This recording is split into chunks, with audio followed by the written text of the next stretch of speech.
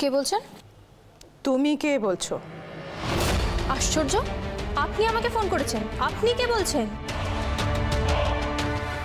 আমি প্রিয়দর্শিনী মুখার্জি বলছি। কে প্রিয়দর্শিনী মুখার্জি? কি দরকার আপনার? কোনো শাড়ির অর্ডার আছে? এখন কোনো শাড়ির অর্ডার নেওয়া যাবে না, আমাদের হাতে এখন অনেক কাজ, বাড়িতে বিয়ে আছে, আমরা খুব ব্যস্ত আছি, এখন ফোন রাখছি। এই, ফোন রাখবে না। আপনি চিৎকার করে কথা বলছেন কেন? আমি কারো চিৎকারের ধার ধারি না, মনে রাখবেন এই হাতের নকশা তুলি, আর এই হাতেই বদলোকের বদন বিগড়ে দিতে পারি। Shut up! তুমি জানো কার সঙ্গে কথা বলছো? আমি প্রিয়দর্শিনী মুখার্জি, আঁচল মুখার্জির মা। If I am not wrong, তুমি শোলক, রাইট? হ্যাঁ, আমি শোলক। আমার ছেলে তোমাকে ফোন করেছিল?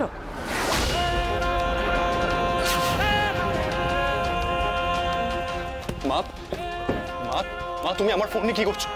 মা তুমি কাকে কল করছো? মা, মা ফোনটা দাও। সরো এখান থেকে। মা, মা প্লিজ, মা প্লিজ আমার ফোনটা দাও এখান থেকে। মা। চুপ! কি হয়েছে কি? এত চেঁচামেচি হচ্ছে কেন প্রিয়দর্শিনী? বলছি তোমার সব। মা, আমি একবার চুপ করতে বলেছি তোমাকে। শোনো শোনো, আমার ছেলে তোমাকে ফোন করেছিল।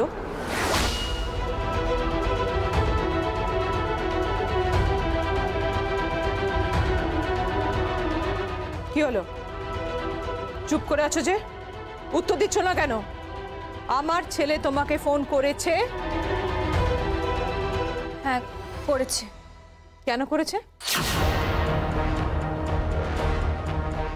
ও তোমাকে ফোনটা কেন করেছে সেটা আপনি আপনার ছেলেকে জিজ্ঞেস করুন, আমাকে ফোন করেছেন কেন? এই, এত উঁচু গলায় কার সঙ্গে কথা বলছো তুমি? কেন?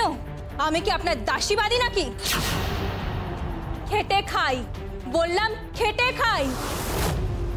খেটে খাওয়া হাত আমাদের, কথাটা মাথায় রাখবেন। আমরা অনেক কষ্ট করে বাঁচি, দুবেলা দুমুঠো অন্যের জন্য। সেটা জানোই যদি, তাহলে আমার ছেলের সঙ্গে কথা বলছো কেন ফোনে?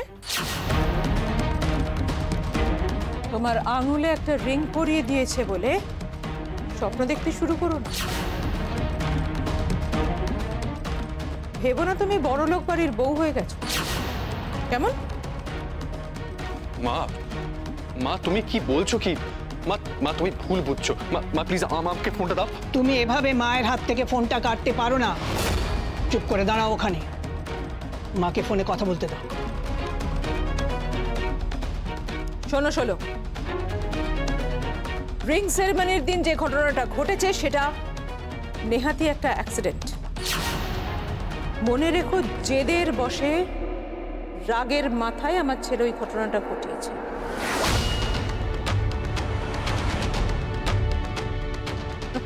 ওইটার কারণে তুমি কিন্তু আবার স্বপ্ন দেখতে বসে যেও না। হ্যাঁ, কোনো গল্প ভেবো না।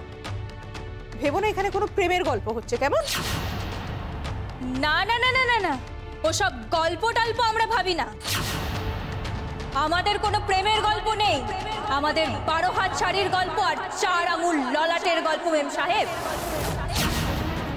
আপনার ছেলেকে সামলাবেন, বলবেন যে হাতে নকশা তুলি না, ও হাতে বদন বিগড়ে দিতে পারি। এই মেয়ে শোনো। হ্যালো হ্যালো, ও ডিয়ার, সভ্য ভদ্র মেয়ে। তোমার এখানে মনে হচ্ছে না ওর সমস্ত অর্ডার ক্যান্সেল করে দিই। আস্তে, মাথা গরম করো না। পরের ইভেন্টের সমস্ত ব্যবস্থা হয়ে গিয়েছে। এখন যদি শাড়ি ডেলিভারি না দেয় তাহলে কিন্তু আঁচল বিপদে পড়ে যাবে, সেটা বুঝতে পেরেছো?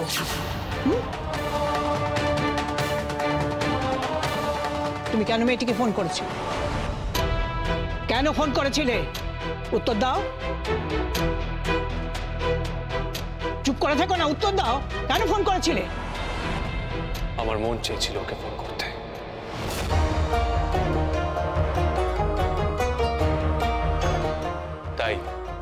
তাই আমি ওকে ফোন করেছি। এই বাড়ির ছেলের মন রানীদের মতন স্ট্যান্ডার্ডের আরবান ক্লাসের কোনো মেয়েকেও চাইতে পারে। কোনো গরিব ভিখিরি, দিনমজুর কিংবা গাইয়া ভূতকে নয়।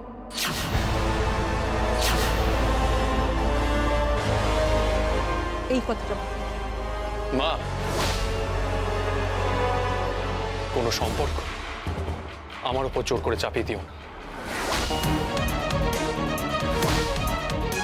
সম্পর্কটা চাপানো হয়ে গেছে শান্ত।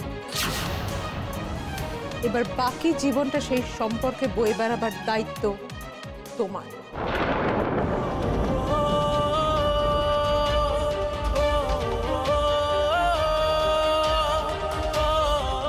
ঠামি, ঠামি, ঠামি, তুমি কিছু বলবে না? না, তুমি এ বাড়ির রীতিনীতি মেনে চলার চেষ্টা করো, কারণ এ বাড়ির মান মর্যাদা নির্ভর করছে তোমার উপরে। যাকে তাকে বাড়ির দরজা দিয়ে ঢুকিয়ে এনো না তো, সেটা তোমার পক্ষে না সুখকর হবে, না এই পরিবারের পক্ষে।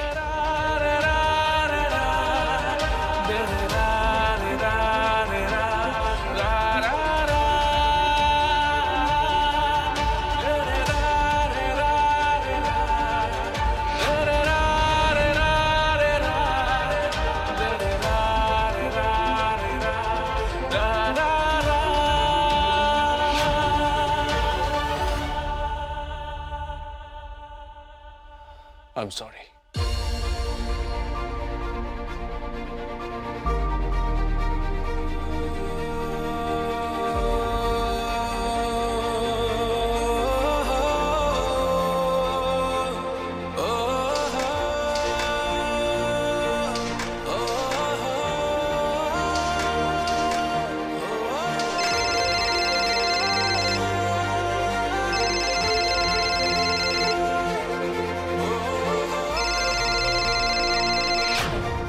তোমার আঙুলে একটা রিং পরিয়ে দিয়েছে বলে স্বপ্ন দেখতে শুরু করো না।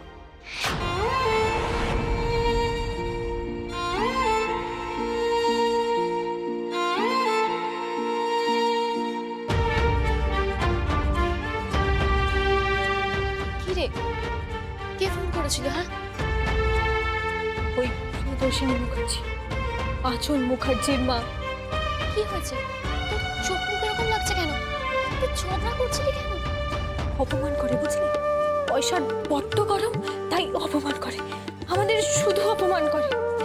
এত অপমান সইতে পারি না, সইতে পারি না।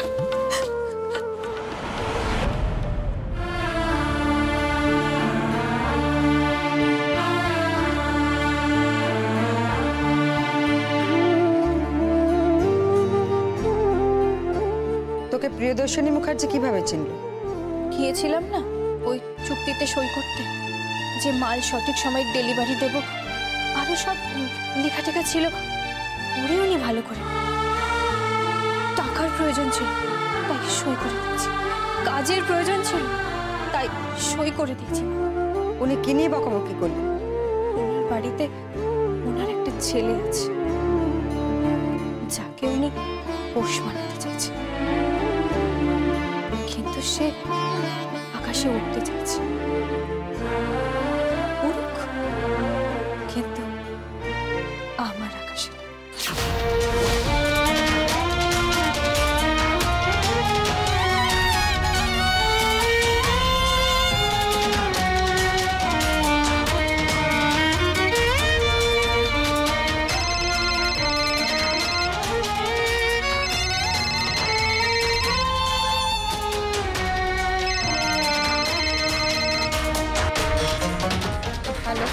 পারুল মনসাচরণ বলছি রে।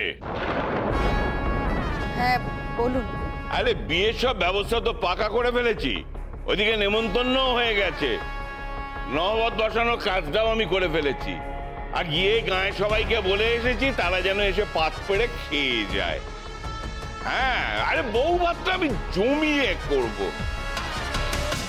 কিন্তু বিয়েটাও একটু ভালো করে করিস। হ্যাঁ, আমার কাছে তো পয়সা নেই, আমি তো আপনাকে বলেছি। না না, পয়সা করি লাগবে না, শুধু একটা ভালো শাড়ি মেয়েকে পরা। কি কি শাড়ি? তোর আর তোর মেয়ের হাতের নকশা তোলা একটা লাল টুকটুকে বেনারসি শাড়ি পরা। বধূ বেশ ওই শাড়িটা পরলে মেয়েকে খুব ভালো লাগবে, এটাই আমার একমাত্র শর্ত। এক কাজ কর বড়, কি? ওই শাড়িটা আমিই বেছে দিয়ে আসবো। ওই শাড়িটা পরিয়েই মেয়েকে বিয়ের পিড়িতে বসাবি, নইলে কিন্তু আমি ছেলেকে তুলে আনবো। মনসাদা, আরে আর কিছুই তো চাইনি আমি, শুধু একটা শাড়ি, একটা লাল টুকটুকে বেনারসির শাড়ি। আমার ছেলের বড় ইচ্ছে, বুঝতে পেরেছিস? আচ্ছা আচ্ছা, শাড়িটা আমি পছন্দ করে দিয়ে আসবো। আচ্ছা।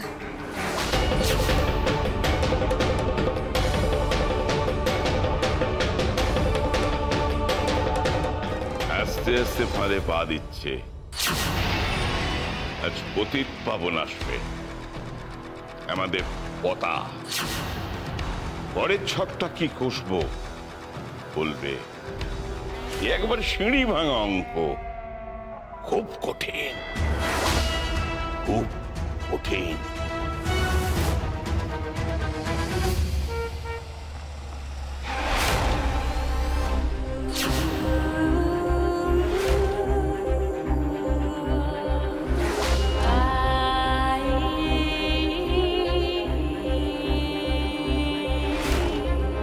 আপনাদের লাস্ট ইভেন্টটা তো সাকসেসফুল হয়েছিল, খুব শীঘ্রই শুনলাম আপনি আবারও একটা নতুন ইভেন্ট নিয়ে চমক দিতে চলেছেন। এই ইভেন্টের কনসেপ্টটা কি আপনার? আপনি তো সবসময় নতুন কিছু ভাবেন। আপনার ভাবনা চিন্তা, আপনার শাড়ি সবকিছুই তো অনুকরণীয়।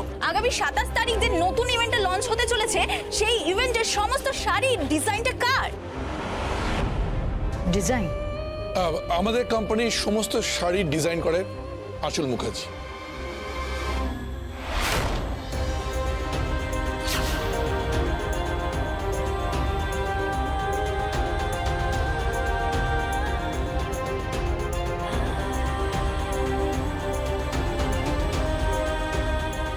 তাড়াতাড়ি হাত চালা, সময় নেই কিন্তু। দিদি, এই শাড়ির নকশাগুলো কত দূর? এই তো করছি বোন।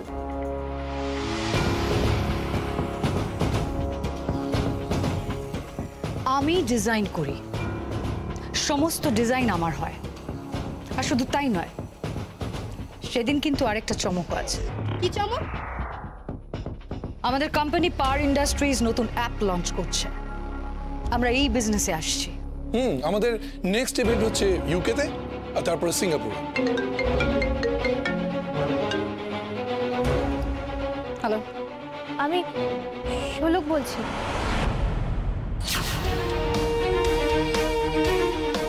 হ্যাঁ বলো। বলছিলাম যে শাড়িটা বেনারসিটা যে পরবে তাকে কি বলে জানো?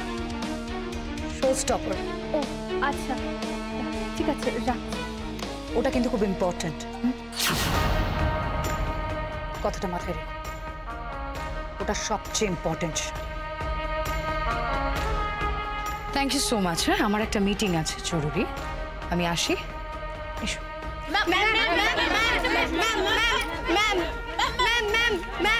কি হয়েছে রে? কি বললো?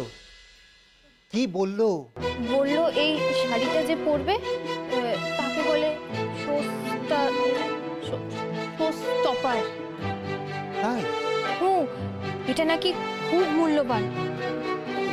দিদি, শাড়িটা কোথায় রে? কোন শাড়ি? বেনারসিটা। আমার তৈরি হয়ে যাবে, অনুষ্ঠানের আগেই তৈরি হয়ে যাবে। তৈরি হতেই হবে। অনুষ্ঠান না হয় করবি, কিন্তু সমস্যা তো একটাই। কি? তোদের ওই আঁচল মুখার্জির অনুষ্ঠান আর তোর দিদির বিয়ে একই রাতে।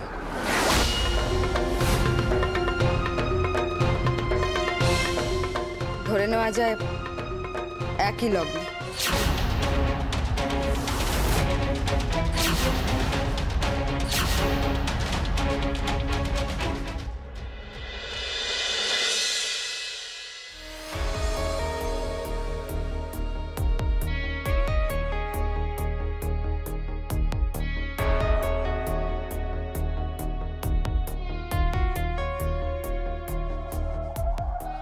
কিছু বলবে?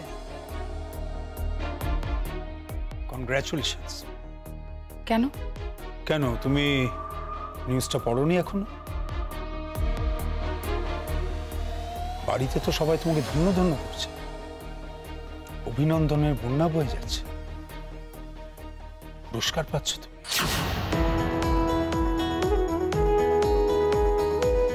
কেন, কিসের জন্য? আঁচল মুখার্জি পুরস্কার পাচ্ছে। রিয়েলি? এই নিউজটা এখনো পৌঁছায়নি? হ্যাঁ, পৌঁছবে। একটু পরেই হয়তো দেখবে যে বাড়ির বাইরে প্রেস মিডিয়ার আঁচল মুখার্জি ইন্টারভিউ দিচ্ছে। আঁচল মুখার্জি পুরস্কার পেয়েছে বলে কথা। Congratulations. Thank you dad, thank you. আমি মামির সাথে এখনই দেখা করে আসছি, আর বাড়ির সবাইকে নিউজটাও দিতে হবে। আসছি। তুমি পুরস্কার পাচ্ছ আর শাড়িতে নকশা তুলছে গ্রামের কতগুলো গরিব মজুর। শোলক আর শাড়ি, তাই না? এই শোলক মেয়েটা তো সেদিন এসেছিল আমাদের বাড়ি। ওই তো শাড়ির নকশা তুলছে ওরা, মানে শোলক শাড়ি দুজনেই, তাই তো? কিন্তু আমি তো সেটুকুই জানি।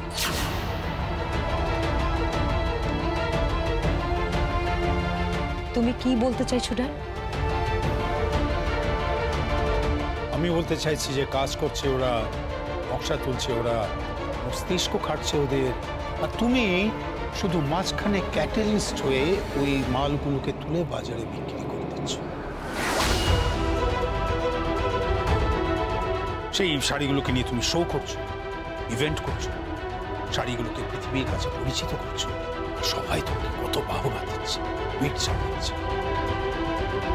নিখাত বাংলায় এটাকে কি বলে জানো? কি? দালালি। ড্যাডি, আপনি কি বলছেন নাকি? ও আপনার মেয়ে হয়? কোথায় আমার মেয়ে?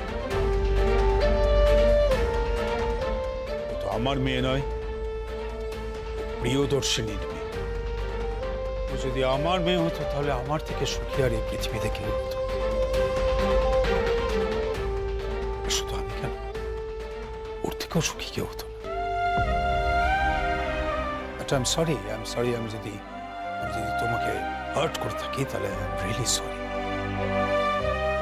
আসলে অন্যের ক্রেডিটটা নিজের কাঁধে এইভাবে নিয়ে নেওয়াটা, না এটা হোয়াটএভার, সব ছাড়ো।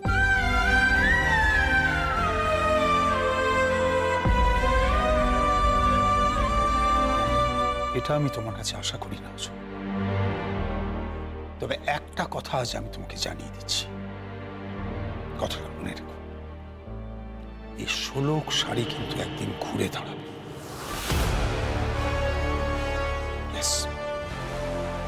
ঘুরে দাঁড়াবে, আর সেদিন তুমি তোমার ওই র্যাম্প শোয়ের টেরও দেখবে যে তুমি একা দাঁড়িয়ে রয়েছো।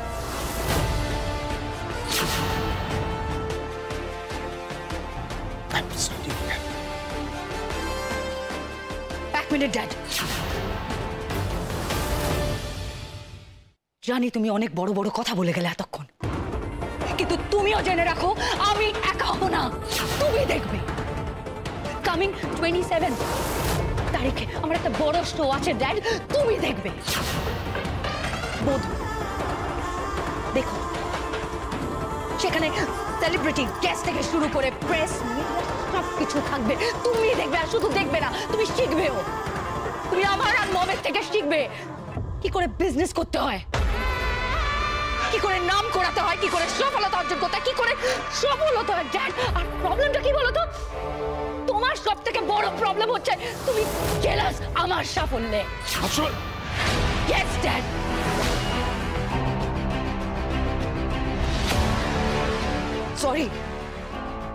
সরি ড্যাড, আমি তোমাকে হার্ট করলাম।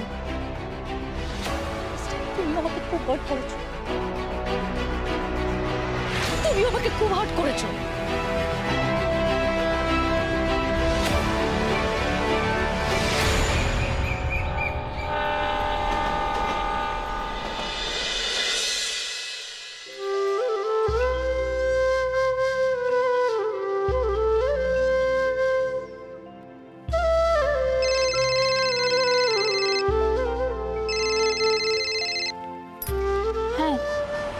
আঁচল মুখার্জি বলছি।